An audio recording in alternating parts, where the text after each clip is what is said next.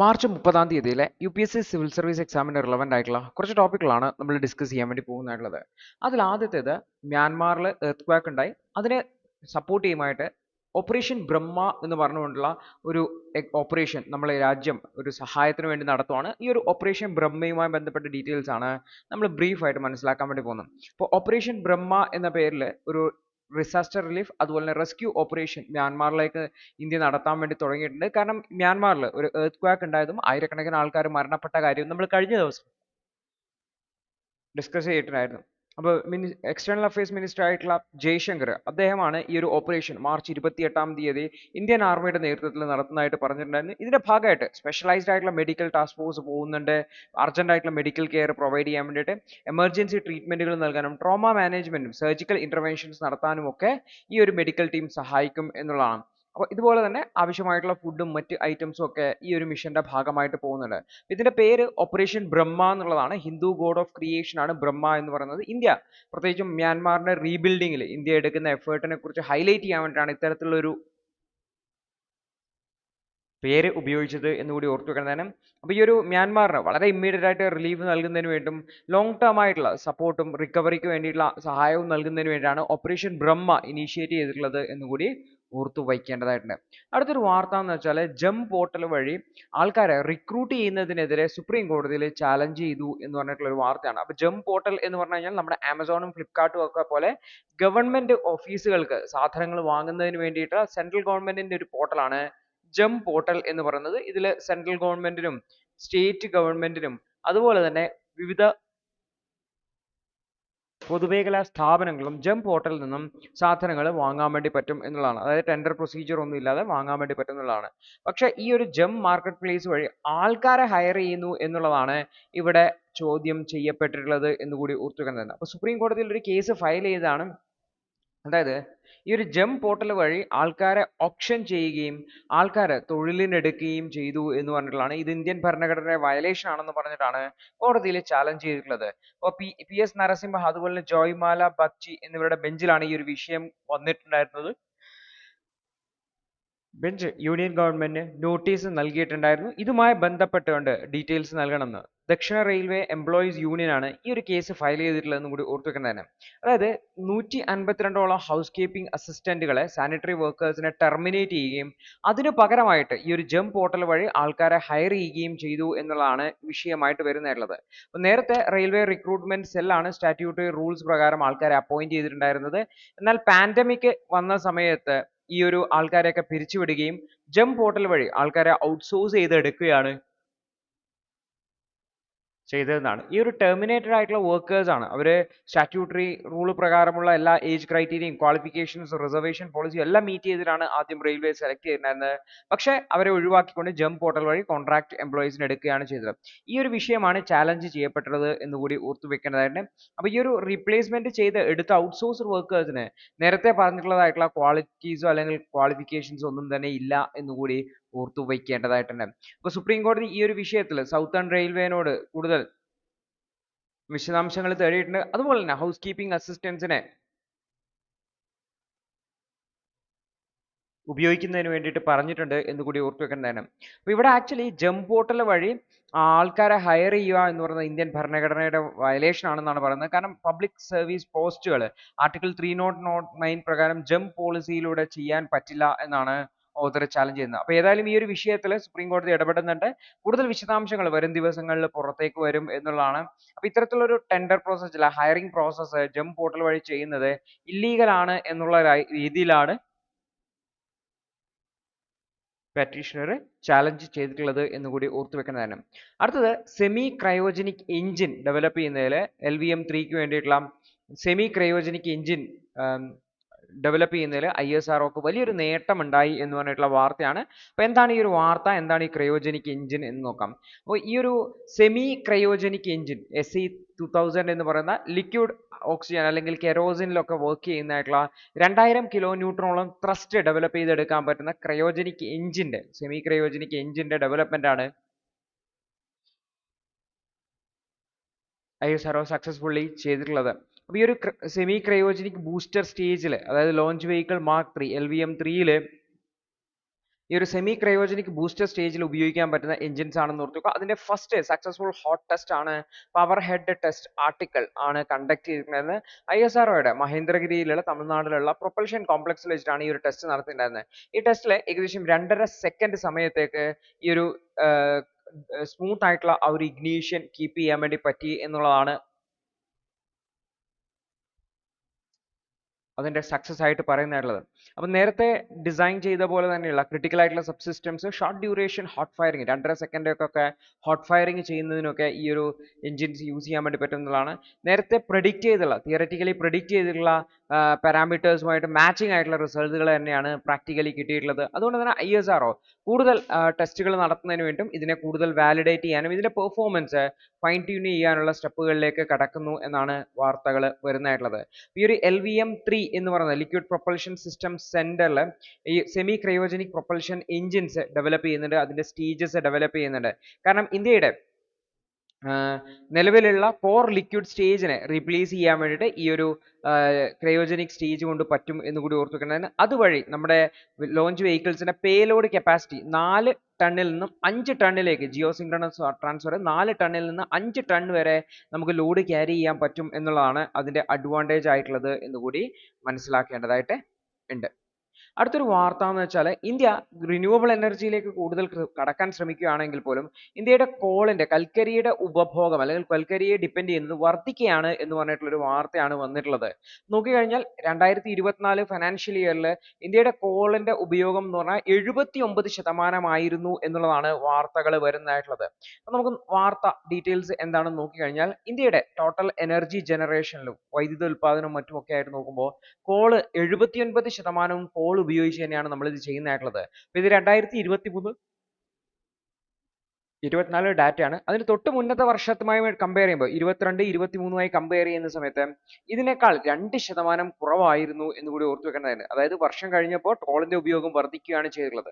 അപ്പൊ 2014-15 കാലഘട്ടത്തൊക്കെ മൊത്തം എനർജിയുടെ 70% ഒക്കെയാണ് കോളിൽ കോൺട്രിബ്യൂട്ട് ചെയ്യുന്നതെങ്കിൽ ഇന്നത് 79 എത്തിയിരിക്കുന്നു എന്ന് ഓർത്തു വെക്കുക. അതേപോലെ തന്നെ കൽക്കരിയുടെ ഉൽപാദനവും നമ്മുടെ രാജ്യത്ത് 12% വർധനമാണ് ഉണ്ടായിട്ടുള്ളത് എന്ന് കൂടി ഓർത്തു വെക്കേണ്ടതാണ്. എന്നാൽ ക്രൂഡ് ഓയിലിന്റെയും നാച്ചുറൽ ഗ്യാസിന്റെയും ഉപയോഗം കുറഞ്ഞതായിട്ടും കാണിക്കുന്നുണ്ട്. ക്രൂഡ് ഓയിൽ 6% ഒക്കെ കുറഞ്ഞതായിട്ട് കാണിക്കുന്നുണ്ട്. നാച്ചുറൽ ഗ്യാസ് 7% കുറഞ്ഞതായിട്ട് കാണിക്കുന്നുണ്ട് എന്നുള്ളതാണ്. പക്ഷേ റിന്യൂവബിൾ എനർജിയിലാണ് കൂടുതൽ ഫോക്കസ് ഗവൺമെന്റ് കൊടുക്കുന്നതെങ്കിലും renewable energy source hydro, solar, nuclear ഒക്കെ വെറും 7% മാത്രമാണ് ടോട്ടൽ എനർജിയിലേക്ക് കോൺട്രിബ്യൂട്ട് ചെയ്തിട്ടുള്ളത് എന്ന് ഓർത്തു വെക്കേണ്ടത്. 2014-15 ഇത് 1% മാത്രമായിരുന്നു എന്ന് കൂടി ഓർത്തു വെക്കേണ്ടത്. അപ്പോൾ ഇലക്ട്രിസിറ്റി റിന്യൂവബിളിലേക്ക് 10% എന്നുള്ളത് കഴിഞ്ഞ 10 വർഷത്തിനുള്ളിൽ നമുക്ക് അച്ചീവ് ചെയ്യാൻ വേണ്ടി പറ്റിയിട്ടില്ല. ഗവൺമെന്റ് ഒരുപാട് എഫേർട്ട് എടുത്തിട്ടുണ്ട്. അപ്പോൾ റിന്യൂവബിൾ എനർജിയിലേക്ക് ഒരുപാട് സ്റ്റെപ്പ് എടുക്കുന്നു എന്നുള്ളത് ഇതുവരെ ഒരു ആക്റ്റീവായിട്ട് അതായത് കോളിനെ കംപ്ലീറ്റ് ആയിട്ട് മാറ്റുന്ന ഒരു രീതിയിലേക്ക് എത്തിയിട്ടില്ല എന്നുള്ളതാണ്. അപ്പോൾ നമ്മുടെ രാജ്യത്ത് കോൾ ഇമ്പോർട്ട് ചെയ്യുന്നുണ്ട്. 26% കോൾ സപ്ലൈ നമ്മൾ ഇമ്പോർട്ട് ചെയ്തിട്ടാണ് എന്ന് കൂടി ഓർത്തു വെക്കുന്നത്. 2019-20 31% വരെ കോള് ഇമ്പോർട്ട് ചെയ്തിട്ടുണ്ടായിരുന്നു. അപ്പോൾ ക്രൂഡ് ഓയിൽ ഇമ്പോർട്ടുകൾ ഓൾറെഡി ഹൈ ആണ്. രാജ്യത്തിന്റെ മൊത്തം ആവശ്യമുള്ള ക്രൂഡ് ഓയിലിന്റെ 89% നമ്മൾ ഇമ്പോർട്ട് ചെയ്യുകയാണ് എന്നുകൂടി ഓർത്തു വയ്ക്കേണ്ടതായിട്ടുണ്ട്. അടുത്തൊരു വാർത്ത അന്റാർട്ടിക്ക പ്രദേശത്ത് നിന്നുള്ള ഒരു വാർത്തയാണ്. അന്റാർട്ടിക്കയിൽ സൗത്തേൺ ഓഷ്യൻ കൂളിംഗ് എന്ന് പറയുന്ന ഒരു പ്രതിഭാസമാണ് നടക്കുന്നതായിട്ടുള്ളത്. അപ്പോൾ അവിടെ ഐസ് മെൽറ്റ് ചെയ്യുന്നുണ്ട്, കൂടുതൽ മഴയൊക്കെ ഉണ്ടാവുന്നുണ്ട്. ഇതൊക്കെയാണ് ഈ ഒരു സൗത്തേൺ ഓഷ്യൻ കൂളിങ്ങിന് കാരണമാകുന്നത് എന്നുള്ളതാണ്. നേരത്തെ ക്ലൈമറ്റ് മോഡലുകൾ പ്രെഡിക്റ്റ് ചെയ്യുന്നത് വെച്ചാൽ അന്റാർട്ടിക്കയുടെ സമീപത്തുള്ള ഓഷ്യൻസിന്റെ ടെമ്പറേച്ചർ വർദ്ധിക്കും എന്നുള്ള രീതിയിലാണ് പ്രെഡിക്റ്റ് ചെയ്തിരുന്നത്. പക്ഷെ 40 വർഷത്തെ ഡാറ്റ കാണിക്കുന്നത് അവിടുത്തെ ടെമ്പറേച്ചർ കുറഞ്ഞു വരികയാണ് എന്നുള്ളതാണ്. അതായത് സമുദ്രത്തിന്റെ ടെമ്പറേച്ചർ വർദ്ധിക്കുന്നില്ല, കുറയുകയാണ് എന്നുള്ളതാണ്. അപ്പോൾ ഈ ഒരു സർഫസ് ടെമ്പറേച്ചർ എന്ന് പറയുന്നത് ആ ഒരു പ്രദേശത്തേക്ക് വരുന്ന ഫ്രഷ് വാട്ടർ ഫ്ലക്സസിന് എത്രമാത്രം ഫ്രഷ് വാട്ടർ വരുന്നത് എന്നതിനെ വളരെയധികം ഡിപ്പെൻഡ് ആണ്. പ്രത്യേകിച്ചും അന്റാർട്ടിക് കോസ്റ്റിൽ ഒരുപാട് ഫ്രഷ് വാട്ടർ വരുന്നുണ്ട് എന്നതാണ്. അപ്പോൾ large amount of coastal fresh water വരുന്നത് കൊണ്ടാണ് ഈ ഒരു റെയിൻഫാൾ കൂടുതൽ റെയിൻഫാളും ഉണ്ടാവുന്നത് കൊണ്ടാണ് ഈ ഒരു അന്റാർട്ടിക്ക പ്രദേശത്ത് ഈ ഒരു സമുദ്രത്തിന്റെ ടെമ്പറേച്ചർ അധികം വർദ്ധിച്ചതായിട്ട് കാണാത്തത് എന്ന് കൂടി ഓർത്ത് വെക്കാം. ഈ ഒരു ഫ്രഷ് വാട്ടർ ഫാക്ടറാണ് 60% ഈ ഒരു ടെമ്പറേച്ചർ കുറയുന്നതിന് കാരണമായിട്ടുള്ളത് എന്നാണ് പറയുന്നത്. ഈ ഒരു പ്രതിഭാസയാണ് സൗത്തേൺ ഓഷ്യൻ കൂളിംഗ് എന്ന രീതിയിൽ വിളിക്കുന്നത് എന്ന് കൂടി ഓർത്ത് വെക്കുക. അന്റാർട്ടിക് സമുദ്രത്തിൽ പ്രദേശത്താണ്. ഇവിടെ ഒരുപാട് നദികൾ വന്ന് ജോയിൻ ചെയ്യുന്നുണ്ട്. അതുവഴി എന്ത് ചെയ്യാണ്, നദികൾ വന്ന് ജോയിൻ ചെയ്യുന്നതുകൊണ്ട് ഇവിടുത്തെ ടെമ്പറേച്ചർ കൂടുകയല്ല കുറയുകയാണ് ചെയ്യുന്നത് എന്നുള്ളതാണ് വാർത്തയിൽ പറയുന്നതായിട്ടുള്ളത്. അടുത്തൊരു വാർത്ത GST റീവാമ്പ് ചെയ്യുന്നതിനെ കുറിച്ചിട്ട് നമ്മൾ പബ്ലിക് അക്കൗണ്ട്സ് കമ്മിറ്റി പറഞ്ഞിട്ടുണ്ടായിരുന്നു. അപ്പോൾ എന്താണ് GSTയുമായി ബന്ധപ്പെട്ട ഇഷ്യൂ, എന്താണ് GSTയുമായി ബന്ധപ്പെട്ട മോഡിഫിക്കേഷൻസ് വേണ്ടത് എന്നാണ് നമ്മൾ നോക്കാൻ വേണ്ടി പോകുന്നതായിട്ടുള്ളത്. അപ്പോൾ പബ്ലിക് അക്കൗണ്ട്സ് കമ്മിറ്റി ഈ ഒരു GSTയുമായി ബന്ധപ്പെട്ടുള്ള കുറേ കമന്റുകൾ നടത്തിയിട്ടുണ്ടായിരുന്നു. അൺനെസസറി ആയിട്ടുള്ള ഒരുപാട് പ്രൊസീജിയേഴ്സ് GSTയിലുണ്ട്, അതിനെയൊക്കെ ഒഴിവാക്കേണ്ടതായിട്ടുണ്ട് എന്നൊക്കെയുള്ള കമന്റുകൾ PACയുടെ ഭാഗത്ത് നിന്നുണ്ടായിരുന്നു. ഈ ഒരു GST സിസ്റ്റം എല്ലാ വിഭാഗം സ്റ്റേക്ക് ഹോൾഡേഴ്സിനുള്ള ഇൻപുട്ടുകൾ എടുത്തതിന് ശേഷം ഒന്ന് റീവാമ്പ് ചെയ്തിട്ട് GST 2.0 എന്ന രീതിയിൽ സ്റ്റാർട്ട് ചെയ്യണം എന്നുള്ള രീതിയിലും ആവശ്യപ്പെട്ടിട്ടുണ്ടായിരുന്നു എന്ന് ഓർത്തുവെക്കുന്നതാണ്. അപ്പോൾ നിലവിൽ GST കോമ്പൻസേഷനുമായി ബന്ധപ്പെട്ട വിഷയങ്ങൾ ഹൈലൈറ്റ് ചെയ്തിട്ടുണ്ടായിരുന്നു. അതായത് CAG ഓഡിറ്റ് മാൻഡേറ്ററി അല്ല കോമ്പൻസേഷൻ ഫണ്ടുമായി ബന്ധപ്പെട്ട്. കഴിഞ്ഞ 6 വർഷമായിട്ട് അത് കൃത്യമായിട്ട് നടക്കുന്നില്ല. അതുകൊണ്ട് തന്നെ സംസ്ഥാനങ്ങൾക്ക് കൃത്യമായിട്ട് കോമ്പൻസേഷൻ ഫണ്ടുകൾ നൽകുന്നില്ല എന്നുള്ളതാണ് ഒരു കൺസേൺ ആയിട്ട് പറഞ്ഞിട്ടുള്ളത്. കൂടാതെ GST കോമ്പൻസേഷൻ സ്റ്റേറ്റ്സ് ആക്ട് 2017 എന്ന് പറയുന്നത് സ്റ്റേറ്റിന്റെ സംസ്ഥാനങ്ങളുടെ റവന്യൂ ലോസിനെ അഡ്രസ് ചെയ്യാൻ വേണ്ടിയിട്ടുള്ള ഒരു നിയമമായിരുന്നു. അപ്പോൾ അത് കൃത്യമായിട്ട് ചെയ്യുന്നില്ല. 32,577 കോടിയോളം രൂപയാണ് ഈ ഒരു സംസ്ഥാനങ്ങൾക്ക് നൽകാൻ വേണ്ടിയിട്ട് സെൻട്രൽ ഗവൺമെന്റ് പെൻഡിങ് ആക്കിയിട്ടുള്ളത് എന്ന് കൂടി ഓർത്തുവെക്കുന്നതാണ്. ഇത് കൂടാതെ GSTയുടെ ടാക്സേഷൻ പ്രോസസ്സുമായി ബന്ധപ്പെട്ട ഇഷ്യൂസ് ഉണ്ട്. പ്രത്യേകിച്ചും ഗവൺമെന്റിലേക്ക് ടാക്സ് എത്തുന്നതിന് ഒരു ഡിലേ ഉണ്ട്. അതുപോലെ തന്നെ ഈവൻ റീഫണ്ട് ചെയ്യേണ്ട കേസുകൾ ഉണ്ടെങ്കിൽ ബിസിനസ്സുകൾക്കും മറ്റുമൊക്കെ റീഫണ്ട് ചെയ്യുന്ന സമയത്ത് ഇത് കൃത്യമായിട്ട് വരാത്തത് സ്ഥാപനങ്ങളുടെ വർക്കിംഗ് ക്യാപിറ്റലിനെ ബാധിക്കുന്നുണ്ട്. അതുപോലെ തന്നെ ഈ ഒരു ഇൻകംപ്ലീറ്റഡ് ആയിട്ടുള്ള റീഫണ്ടുകളെ സംബന്ധിച്ചുള്ള അതിന്റെ ജൂറിസ്ഡിക്ഷനെ സംബന്ധിച്ചുള്ള സംശയങ്ങളും മറ്റുമൊക്കെ ഈ ഒരു റീഫണ്ട് പ്രോസസ്സിനെ ഡിലേ ആക്കുന്നുണ്ട് എന്നുള്ളതാണ്. അതേപോലെ തന്നെ കൃത്യമായിട്ടുള്ള പ്രോപ്പർ നോട്ടീസോ ഒന്നും ഇല്ലാതെ രജിസ്ട്രേഷൻസ് ക്യാൻസൽ ആക്കുന്ന ഒരു GST രജിസ്ട്രേഷൻ ക്യാൻസൽ ആക്കുന്ന ഒരു സാഹചര്യവും നമ്മുടെ രാജ്യത്ത് നിലനിൽക്കുന്നുണ്ട് എന്നുള്ളതാണ്. കൂടാതെ രജിസ്ട്രേഷൻ പ്രോസസ്സ് എന്ന് പറയുന്നതും വളരെ കോംപ്ലിക്കേറ്റഡ് ആയിട്ടുള്ള ഒരു പ്രോസസ് ആണ്. ടാക്സ് പേയേഴ്സിന് അവർ ഓൾറെഡി നൽകിയ അപ്ലിക്കേഷൻസിൽ മാറ്റം വരുത്താനോ ഒന്നും പറ്റത്തില്ല, വിഡ്രോ ചെയ്യാൻ പറ്റില്ല. അതുപോലെ തന്നെ ചില അപ്ലിക്കേഷൻസ് കൃത്യമായ കാരണങ്ങളൊന്നുമില്ലാതെ ഗവൺമെന്റിന്റെ ഭാഗത്ത് നിന്ന് റിജക്ഷൻ ഉണ്ടാവുന്നതായിട്ടും പറഞ്ഞിട്ടുണ്ട്. കൂടാതെ GST ഫില്ലിങ്ങുമായി ബന്ധപ്പെട്ടുകൊണ്ട് GSTയിലെ റീഫണ്ടുകൾ കിട്ടാൻ വേണ്ടിയിട്ട് ഒരുപാട് കാലം കാത്തുക്കണം. ഇത് ചെറിയ ചെറിയ ബിസിനസ്സുകളെയൊക്കെ വളരെ നെഗറ്റീവായിട്ട് ബാധിക്കുന്നു എന്നാണ് ഓഥർ ഹൈലൈറ്റ് ചെയ്യുന്നതായിട്ടുള്ളത്. കൃത്യമായിട്ടുള്ള ടൈം ലൈൻ ഇല്ലാത്തതും കൃത്യമായിട്ടുള്ള ഡോക്യുമെന്റേഷൻ പ്രോസസ്സ് ഫോളോ ചെയ്യാത്തതും ഒക്കെ തന്നെ റീഫണ്ട് പ്രോസസ്സിന് വലിയൊരു ചാലഞ്ചായി മാറുന്നുണ്ട് എന്നും ഓഥർ ഹൈലൈറ്റ് ചെയ്യുന്നുണ്ട്. കൃത്യമായിട്ട് മാനുവൽ ആയിട്ടുള്ള റെക്കോർഡ് കീപ്പിംഗ് ഇഷ്യൂസ് ഉണ്ട്. അതുപോലെ തന്നെ കൃത്യമായിട്ടുള്ള ബെറ്റർ ആയിട്ടുള്ള ഡാറ്റാ മാനേജ്മെന്റ് ഇല്ലാത്തതും GSTയുടെ ഒരു പരാതിയായിട്ട് ഇഷ്യൂ ആയിട്ട് ഹൈലൈറ്റ് ചെയ്യുന്നുണ്ട് എന്ന് ഓർത്തുകൊണ്ടാണ്. അപ്പോൾ ഈ ഒരു പ്രശ്നങ്ങളെയൊക്കെ അഡ്രസ് ചെയ്യാൻ വേണ്ടി പ്രത്യേകിച്ച് റീഫണ്ട് പ്രോസസ്സിനെ അഡ്രസ് ചെയ്യാൻ വേണ്ടിയിട്ട് അന്തരംഗ് എന്ന് പറയുന്ന ഒരു പോർട്ടലിനെ ഫിനാൻസ് മിനിസ്ട്രി കൊണ്ടുവന്നിട്ടുണ്ട് എന്ന് കൂടി ഓർത്തു വെക്കുക. ഈ ഒരു MSME അതുപോലെ ചെറിയ ചെറിയ സ്ഥാപനങ്ങളെയൊക്കെ GST കാര്യമായിട്ട് ബാധിക്കുന്നുണ്ട്. പ്രത്യേകിച്ച് GSTയുമായി ബന്ധപ്പെട്ട കോംപ്ലക്സിറ്റി ആണ് പ്രധാനമായിട്ടും ബാധിക്കുന്ന വിഷയം എന്നുള്ളതാണ്. കൂടാതെ ഇൻപുട്ട് ടാക്സ് ക്രെഡിറ്റിൽ ഉണ്ടാവുന്ന ഡിലേസും റീഫണ്ടിൽ ഉണ്ടാവുന്ന ഡിലേസും ഒക്കെ തന്നെ ചെറിയ ചെറിയ സ്ഥാപനങ്ങളെ MSMEകളെയൊക്കെ വളരെ നെഗറ്റീവായിട്ടാണ് ബാധിക്കുന്നതായിട്ടുള്ളത്. ഏകദേശം 1.45 ലക്ഷം കോടിയോളം വർത്തായിട്ടുള്ള ടാക്സസ് ഈ ഒരു കേസസ് അതുമായി ബന്ധപ്പെട്ട കേസുകൾ പെൻഡിങ് ഇൻവെസ്റ്റിഗേഷൻ ആണ്. അതായത് GSTയുമായി ബന്ധപ്പെട്ട എൻഫോഴ്സ്മെന്റ് കൃത്യമായിട്ട് നടക്കുന്നില്ല എന്നുള്ളതാണ്. അപ്പോൾ ഏകദേശം ഭൂരിഭാഗം കേസുകളും 2 വർഷത്തിലധികമായിട്ട് GSTയിലെ പെൻഡിങ് ആണ്, അല്ലെങ്കിൽ GSTയുടെ അപ്പലേറ്റ് ട്രൈബ്യൂണൽ ഇല്ലാത്തതുകൊണ്ട് പെൻഡിങ് ആയി നിൽക്കുകയാണ് എന്നുള്ളതാണ്. അപ്പോൾ റെക്കമെൻഡേഷൻസ് ആയിട്ട് പറയാൻ പറ്റുന്ന GSTയുമായി ബന്ധപ്പെട്ട നോംസിനെ സിംപ്ലിഫൈ ചെയ്യുക, ഈ ഒരു GSTയുടെ റീഫണ്ടുമായി ബന്ധപ്പെട്ട ഇൻപുട്ട് ടാക്സ് ക്രെഡിറ്റുമായി ബന്ധപ്പെട്ട ക്ലെയിംസിന് ഒരു പ്രാധാന്യം നൽകി കൊടുത്ത് റീഫണ്ട് പ്രോസസ്സ് നടത്തുക, അപ്പലേറ്റ് കമ്മിറ്റിയെ കൺസ്റ്റിറ്റ്യൂട്ട് ചെയ്യുക, GSTയുമായി ബന്ധപ്പെട്ട അപ്പീൽസ് സ്വീകരിക്കുന്നതിന് വേണ്ടിയിട്ടും അതുവഴി GSTയുമായി ബന്ധപ്പെട്ട പരാതികൾ കൃത്യമായി പരിഹരിച്ച് ടൈം ബൗണ്ടായി പരിഹരിച്ച് പരാതികൾ ഒഴിവാക്കാൻ വേണ്ടി ശ്രമിക്കുക എന്നുള്ളതാണ്. മൊത്തം പ്രോസസ്സിനെ ഓട്ടോമേറ്റ് ചെയ്യുക, കൂടുതൽ ഡോക്യുമെന്റ് ചെയ്യുക, രജിസ്ട്രേഷനും റീഫണ്ട് ക്ലെയിംസും ഒക്കെ നടത്തുക എന്ന് കൃത്യമായിട്ട് പ്രോസസ്സ് ഓൺലൈൻ ആക്കുക എന്നുള്ളതാണ് മറ്റൊരു ഓപ്ഷൻ ആയിട്ട് പറയുന്നതായിട്ടുള്ളത്.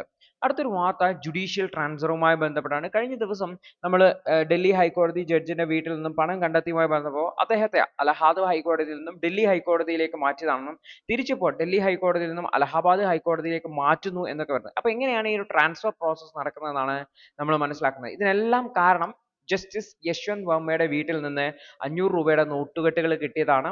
അപ്പോൾ ഈ ഒരു കറൻസി നോട്ടുകൾ കിട്ടിയപ്പോൾ അദ്ദേഹം അലഹാബാദ് ഹൈക്കോടതിയിലാണ് ആദ്യം ജോയിൻ ചെയ്തത്. ഇപ്പോൾ ഡൽഹി ഹൈക്കോടതിയിൽ വർക്ക് ചെയ്യുകയാണ്. അപ്പൊ ഇതിന്റെ ഭാഗമായിട്ട് ഡൽഹി ഹൈക്കോടതി ചീഫ് ജസ്റ്റിസ് നടത്തിയിട്ടുള്ള അന്വേഷണത്തിൽ അദ്ദേഹത്തിന്റെ ട്രാൻസ്ഫറിന് റെക്കമെൻഡേഷൻ നൽകുകയും അദ്ദേഹത്തെ അലഹാബാദ് ഹൈക്കോടതിയിലേക്ക് തിരിച്ച് ട്രാൻസ്ഫർ ചെയ്യുകയും ചെയ്തിട്ടുണ്ടായിരുന്നു. പക്ഷേ ജസ്റ്റിസ് ഹോമ അലിഗേഷൻസിനെയൊക്കെ ഡിലൈ ചെയ്തിട്ടുണ്ട് എന്ന് കൂടി ഓർത്തു വെക്കേണ്ടതാണ്.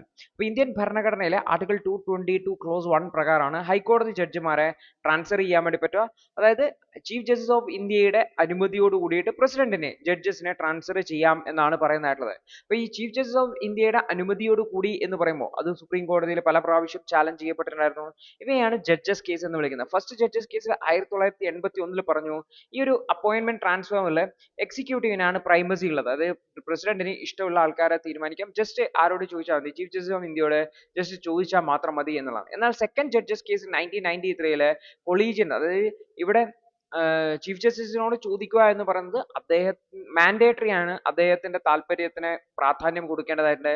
അതുവഴിയാണ് കൊളീജിയം സിസ്റ്റം എന്ന് പറയുന്നത്. ചീഫ് ജസ്റ്റിസ് ഓഫ് ഇന്ത്യ എന്ന് പറയുന്ന ഒരു വ്യക്തിയല്ല, ഒരു സീനിയർ മോസ്റ്റ് ആയിട്ടുള്ള കുറച്ച് ജഡ്ജസ് ആണ് എന്നുള്ളതാണ്. അപ്പൊ തേർഡ് ജഡ്ജസ് കേസിലാണ് 5 മെമ്പർ കൊളീജിയംസ് ട്രാൻസ്ഫറിന് വേണ്ടിയിട്ട് കൺസ്റ്റിറ്റ്യൂട്ട് ചെയ്തിട്ടുള്ളത്. അപ്പൊ ട്രാൻസ്ഫർ ചെയ്യുന്നത് എപ്പോഴെന്ന് വെച്ചാൽ പബ്ലിക് ഇൻട്രസ്റ്റിന്, പൊതു താല്പര്യത്തിന് അനുസൃതമായിട്ടാണ് ചെയ്യുക. ജസ്റ്റിസ് അഡ്മിനിസ്ട്രേഷൻ പ്രോപ്പറാക്കി നടത്തുന്നതിന് വേണ്ടിയിട്ടാണ് ചെയ്യുക. അപ്പൊ ഇവിടെ ഓർത്തു വെക്കുക, ഒരു ട്രാൻസ്ഫർ ചെയ്യുന്ന സമയത്ത് ജഡ്ജസിനോട് അവരുടെ താല്പര്യം ഉണ്ടോ എന്നൊന്നും ചോദിക്കില്ല, ആ ഒരു കൺസെന്റിന്റെ ഒന്നും ആവശ്യമില്ല എന്നുകൂടി ഓർത്തു വെക്കേണ്ടതാണ്. അടുത്തൊരു വാർത്ത എന്ന് വെച്ചാൽ TB പേഷ്യൻസിന്റെ ന്യൂട്രീഷൻ സപ്പോർട്ടുമായി ബന്ധപ്പെട്ട ഡാറ്റ ഷെയർ ചെയ്യുന്നതുമായി ബന്ധപ്പെട്ട പ്രധാനമന്ത്രി TB മുക്ത് ഭാരത് അഭിയാൻ 2018 ലോഞ്ച് ചെയ്ത് അതുമായി ബന്ധപ്പെട്ടുകൊണ്ട് അവരുടെ ന്യൂട്രീഷൻ ഡാറ്റ ഷെയർ ചെയ്യുന്നതുമായി ബന്ധപ്പെട്ട ഒരു വാർത്തയാണ്. അപ്പോൾ TBയുടെ എലിമിനേഷനുമായി ബന്ധപ്പെട്ട് ഒരുപാട് ഇനീഷ്യേറ്റീവ്സ് ഗവൺമെന്റ് എടുക്കുന്നുണ്ട്. ഇമ്പോർട്ടന്റ് ആയിട്ടുള്ള ഒരു മേഖലയാണ്.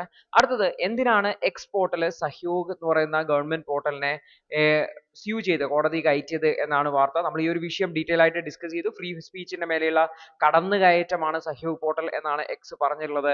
അപ്പൊ ഇത്രയും ടോപ്പിക്കുകളാണ് ഇന്നേ ദിവസം ഡിസ്കഷൻ ആയിട്ടുണ്ടായിരുന്നത്. കൃത്യമായിട്ട് മനസ്സിലാക്കുക, കൃത്യമായിട്ട് റിവിഷൻ ചെയ്യുക. All the best.